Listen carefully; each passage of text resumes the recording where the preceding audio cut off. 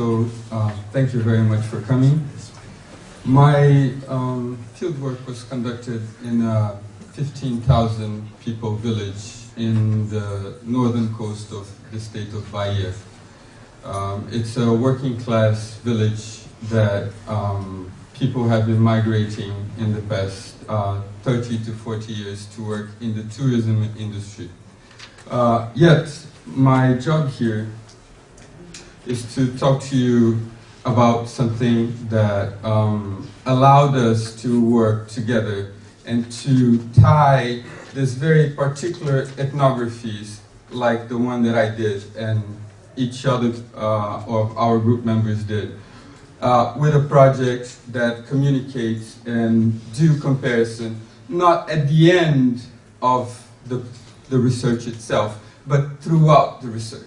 So my job here is to show you, and it's a methodological question, to show you how we did it.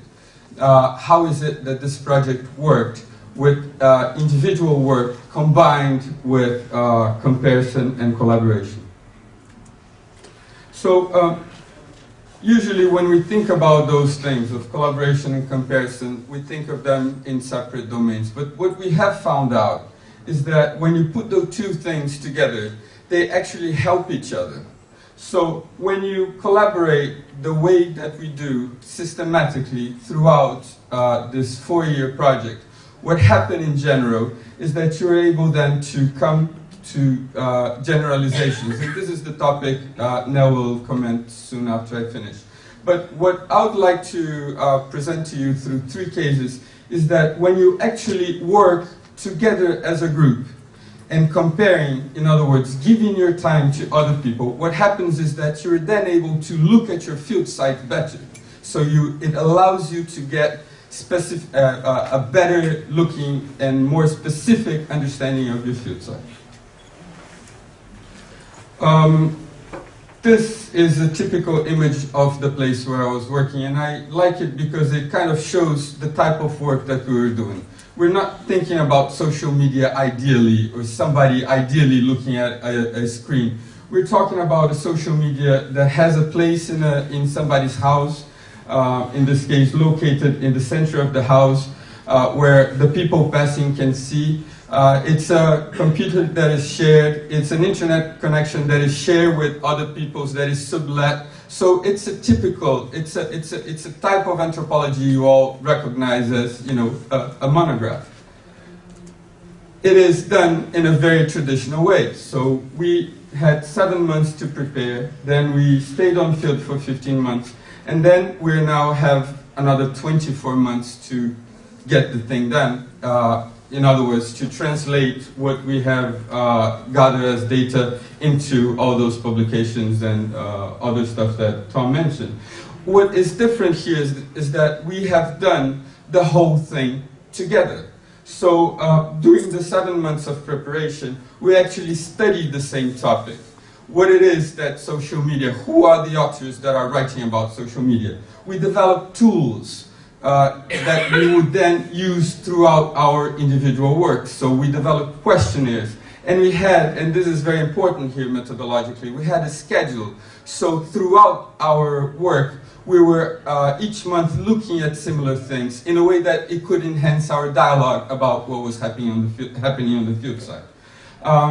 This is actually happening right now. We are each one writing a book about our field sites. But the book has exactly the same chapters.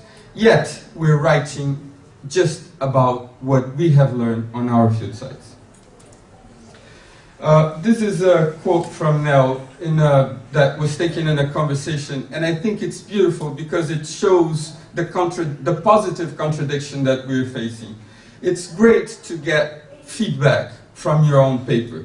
But it's even better to read other people's stuff, because when you do it, you recognize the stuff that you left behind, that you did not do. You realize what you could have done. And this is what we've been doing month for month. And I'll show this through cases now. In one of Chinwan's report, she published this photo of a rural migrant. It's a selfie. He's showing his phone, nice clothing, published on social media. And I looked at it, and I've been seeing the same stuff on my field site, which is in the other side of the world. And you have, again, the mobile being shown in front of a mirror, migrant, nice clothing. And then I look at it and said, what it is that is happening? Why are those kids so similar? And Xinyuan, through her report, says that this kid has borrowed all the stuff that he's wearing in order to take the photo. And she's doing that because it kind of explains the argument she has just presented, that they are migrating also from the offline world to the online world. This, it's a very close informant, so I had 15 months inside his house with the family. And this is the photo that he had more likes. And this was actually the first photo that he published. Why is it that was so popular? It's the first photo that he's taking with his own mobile phone.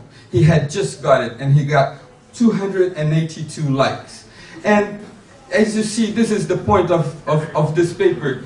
Because Xinyuan brought something that was so similar, I could then look at my own experience and see how different the similarities are. In a sense that for David, my informant here, it was not about boring stuff, but it was about being accepted and having the validation of others because he became who he was through people that saw him in the field site as a person when he got his own mobile phone. This is a book that is the first book that our project will launch. It's a comparison of what the people of Trinidad and the people of England post in forms of photos and in forms of memes. And this is almost self-explanatory. As you look at this, and you can actually, if you looked at it separately, you would not see how different it is that each one of those field sites are. And you can see here how much importance Trinidadians give to their appearance in comparison to the English. And those are not, those are not photos that we have chosen specifically to show that. And you'll see through the book that it goes over and over and over the same theme.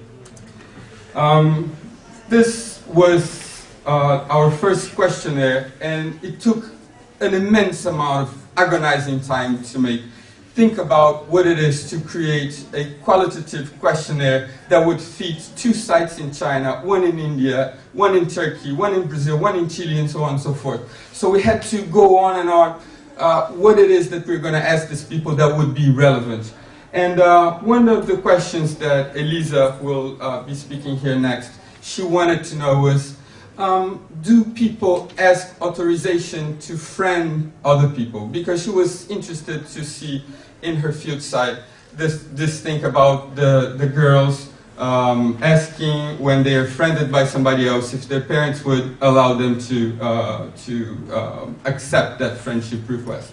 And I said, okay, I'm going to ask that, but I'm sure nobody will say yes, because, I know where I'm going, and, the ethnography so far was pointing otherwise. And yet, I started, conducting those questionnaires, and everyone, without thinking, was saying, yes, I asked for authorization. I was like, there is something wrong with this. Because, I know you do not ask for authorization. And again, we go to the same idea of, because things are put in comparison, I can then look much further into my own ethnography. And I ask people, why are you saying that there is something that you ask for authorization? I know you don't, but so what is it what kind of authorization is that you're asking? And they say, well, when somebody friend me that I don't know, I ask my family or my friends who that person is. So they were not understanding authorization, they were understanding validation. And here again, you see this very particular aspect of how Latin Americans use social media in terms of considering a friend anybody that is a friend of another friend. So again, the same thing.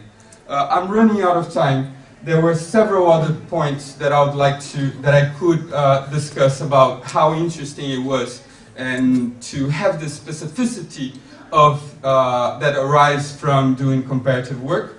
And we will be glad to discuss this during the minutes that we'll have at the end. Thank you very much.